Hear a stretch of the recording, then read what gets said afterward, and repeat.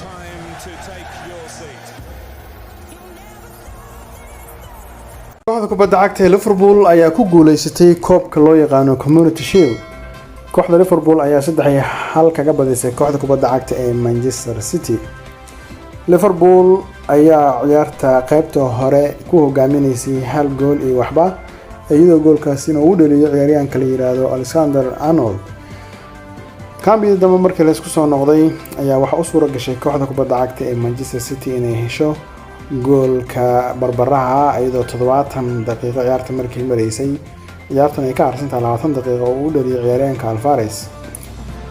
goolkaasi oo markii hore calaamadaha ku tilmaamay inuu yahay mid offside ah, balse markii dambe markii la fiirshay VAR la ogaaday inuu gool sax ah u yahay. balse 83 daqiiqo markii mareysay kubad gacanta ku taabteen kooxda kubadda cagta Manchester City difaacooda ayaa waxay sababtay in loo dhigo rigoore kooxda kubadda cagta ee Liverpool, waxaana u dhaliyay Mohamed Salah.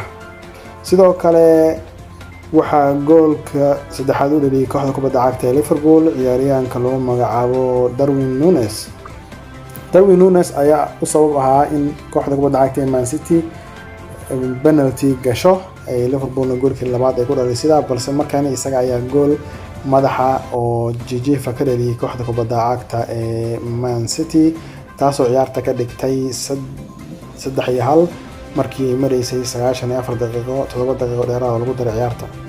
balse waxaa la arkayay dhowr fursadood oo qasaariyay ciyaaryahanka lagu magacaabo Haaland oo ku bilowday in xil ciyaareedkiisa kooxda kubadda cagta ee Liverpool qaab aan wanaagsaneyn. ciyaaryahankan ayaa lagu yaqaanay horyaalka Jarmalka markii uu joogay inuu goolal badan dhaliyo, balse su'aasha la isweydiinaya waxay tahay sanadkan kooxda kubadda cagta ee Man City ciyaaryahankani goolal badan muu dhali doonaa.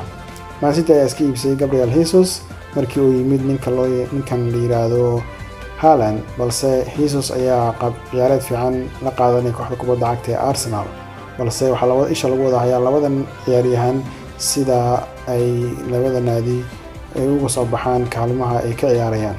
sidoo kale kulan ay wada ciyaareen kooxaha Tottenham iyo Roma oo ahaa kulamada saaxiibtinimo ee xilligan la isugu diyaarinayo horyaalka oo isbuuc kaliya ka harsan yahay.